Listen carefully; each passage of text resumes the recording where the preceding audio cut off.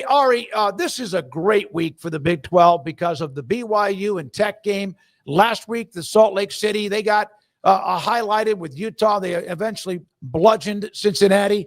But this game this week, man, this is so much fun. I can't wait. And it's great to see the conference have a game highly rated like this, too. Yeah, no kidding. And it's the old and the new with BYU and Texas Tech. Both teams at the top of the conference, both teams major strengths for this conference. And yeah, if you look, Smokey, at how this thing has been able to shake out throughout the season, I don't know that we saw this coming as being the game. Certainly not as surprising as Cincinnati, Utah last week, but we'll take it. And, for good reason. These are two elite teams. They're really good up front. And even though Tech is favored by 10.5, 9.5 points, I think this is going to be really close and will, be a huge piece for the Big 12. Ari, how shocked were you that Cincinnati got so walloped? Because I put my neck out there and said that I thought Vegas was wrong and the wrong team was favored. I thought that Cincinnati could be explosive enough to get out on Utah, and clearly I could not have been more wrong. Yeah, you never want to go full neck out. No. Look, I certainly thought the game would have been close. I picked Cincinnati to cover the spread. Did I think they were going to win outright? I wasn't sure of that. But in some ways, I thought this game was it was almost like what the Big 12 has faced when they go up against the SEC or the Big 10 in big games. And it's like, you think you've got this really good team and this high-flying offense. And then when it comes down to like the meat and potatoes, you just get completely hammered up front on both lines of scrimmage. And, the team in Utah that's built with NFL offensive and defensive lines, they look the part. They've got the size coming off the bus. And some of the things from a skill position standpoint or ways in which you felt like you may have been able to outplay them go right out the window because they just punch you in the face.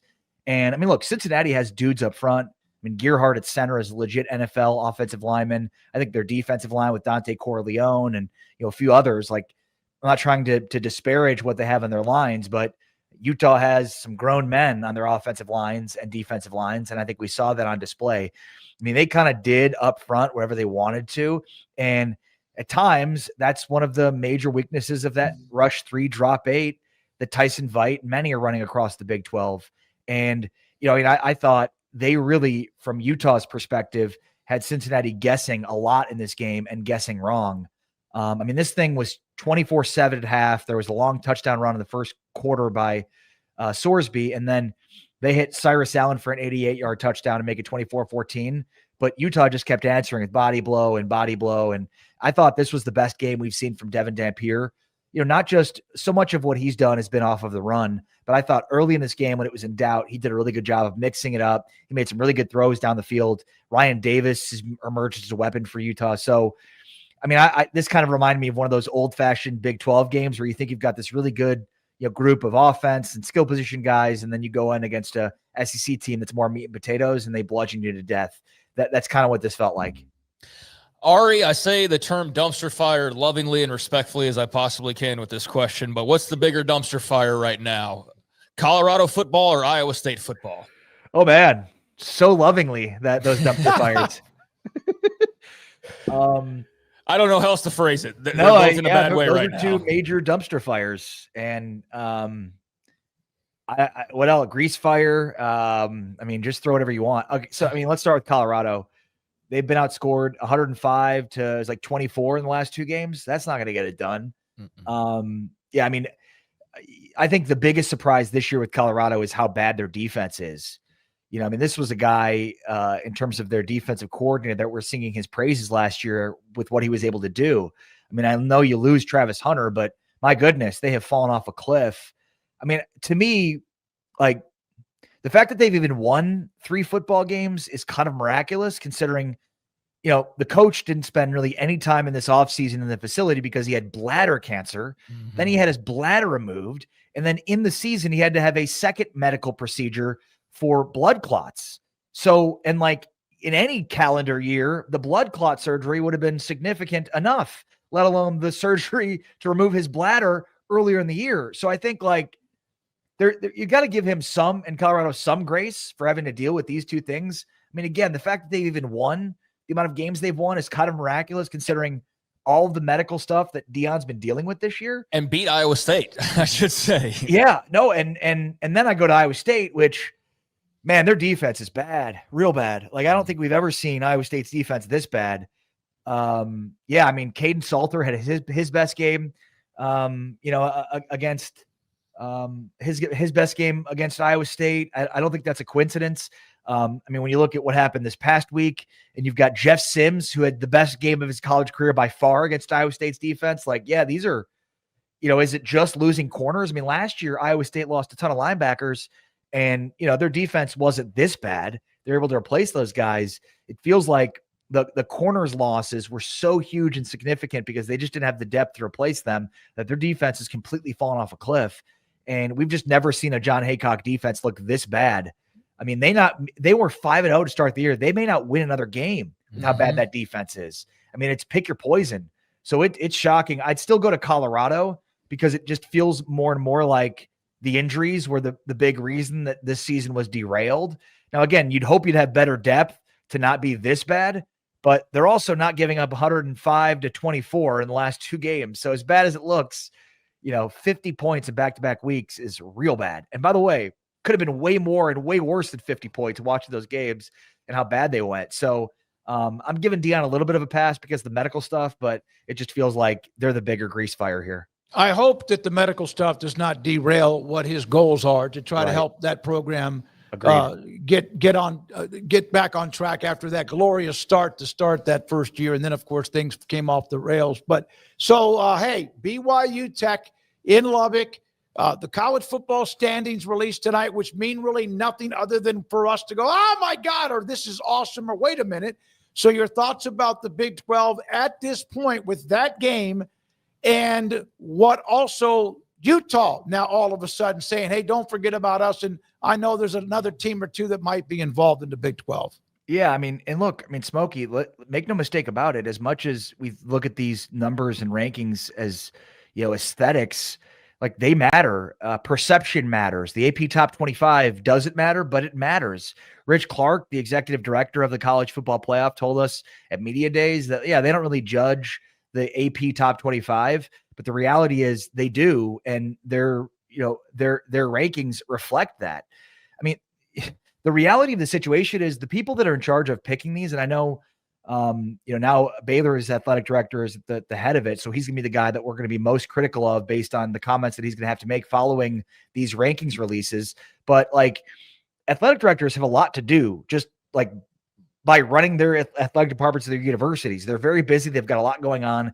Like, I know they get these games cut up. They get a binder of metrics.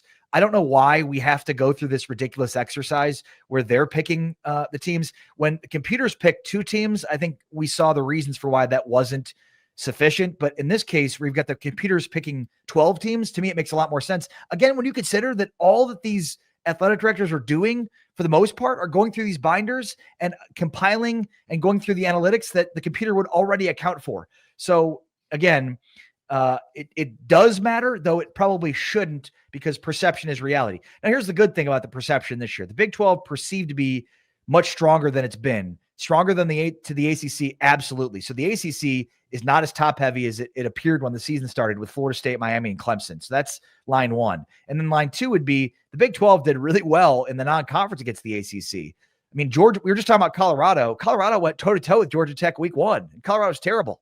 I mean, UCF beat North Carolina. UCF's not very good. Baylor beat SMU.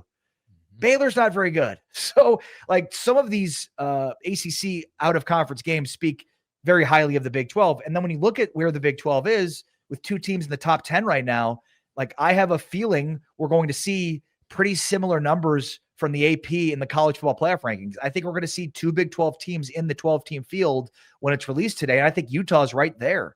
So I think those 3 teams being at the top of the conference, obviously all 3 can't win out because BYU plays Texas Tech, and then there's a chance 2 of those 3 would meet in the Big 12 title game. But aside from the games against each other, if these 3 win out, there's a pretty good shot that the Big 12 gets 2 teams in, Smokey. And I think there's even a shot for 3 teams, as crazy as that might sound.